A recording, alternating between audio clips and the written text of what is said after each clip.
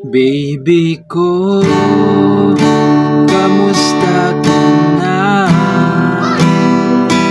Ako ba'y iniisip mo ba?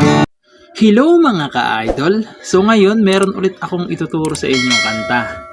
Ang title pala nitong kanta ay yung Baby Ko by Zandro Orbiztado ba to? Correct nyo na lang ako mga ka-idol, no? Kung ano ba yung tamang pag-pronounce niya. So, doon muna tayo sa kanyang strumming. So, yung strumming na gagamitin natin is ganito lang. Down, down, up, up, down, down. Okay? Pag yung chords naman is nasa loob ng open close parenthesis is dalawang down lang. Okay? So, ganun na yung strumming pattern natin. Palitan nyo na lang kung sakaling gusto nyong palitan, no? So, proceed na tayo doon sa kanyang whole verse. So, yung whole verse niya rito mga ka-idol is D. Ayan yung D, first string.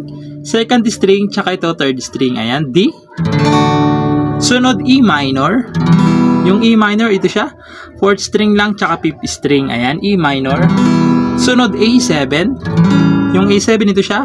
Second string, tsaka fourth string lang. Ayan, A7. Sunod, babalik kayo ng D. Tapos, isa pang D. Tapos, E minor ulit. Tapos, pupunta kayo ng A. Yung A, ito siya. Second string, third string, tsaka fourth string lang. Ayan. A. Sunod, D. Okay, so yan na yung pangkabuuhang verse niya mga ka-idol, no? So, sasampulan ko kayo para mas maintindihan nyo. So, ganito naman siya kapag kinantahan. Baby ko, kamusta ka na?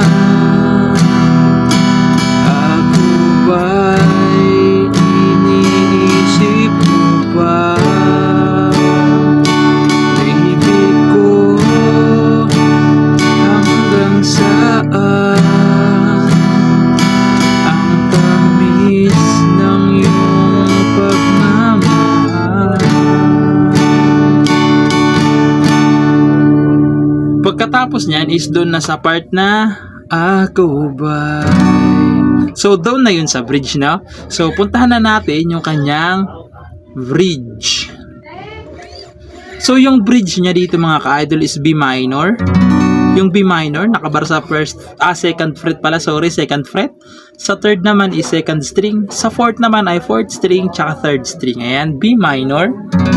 Tapos pupunta kayo ng F sharp minor. Yung F sharp minor, nakabar pa rin sa second fret. Sa fourth fret naman ay fifth string tsaka fourth string na lang. Ayan. F sharp minor. Tapos pupunta kayo sa G na nasa loob ng open close parenthesis. Yung G, first string, second string, fifth string tsaka sixth string. Ayan, G.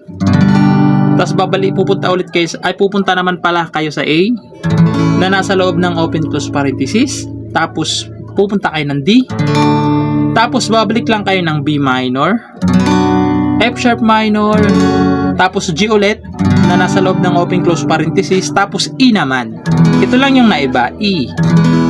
Ito yung E, third string, fifth string, tsaka fourth string. Ayan, E na nasa loob ng open close parenthesis din, tapos A na walang open close parenthesis na.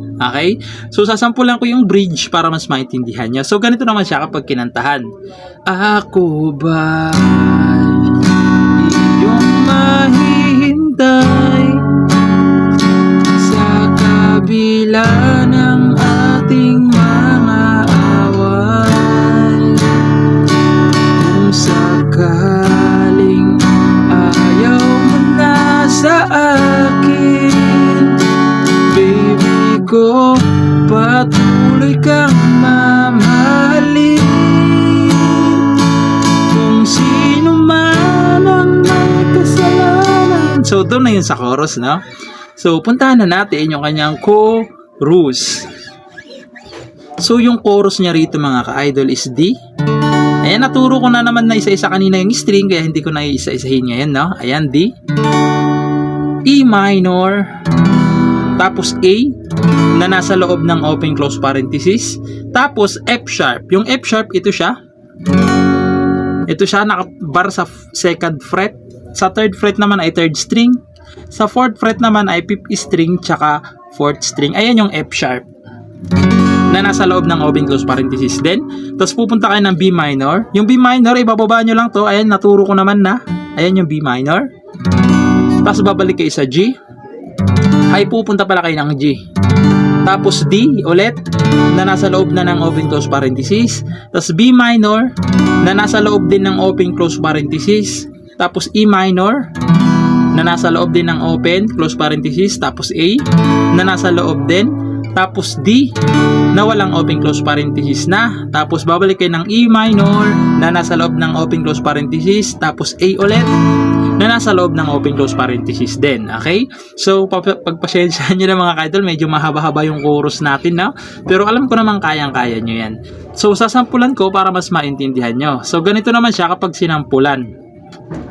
Kung sino man ang may kasalanan sa ating dalawa, kung sa tingin mo ay ikaw, baby, pinatawad na kita.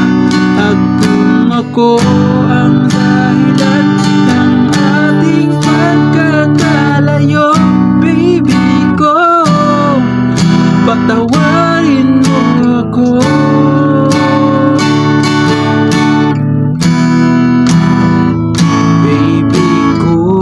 Babalik lang kalot kayo doon sa kanyang second verse. Okay? So, yung verse, whole chords na yung verse na yun na yun.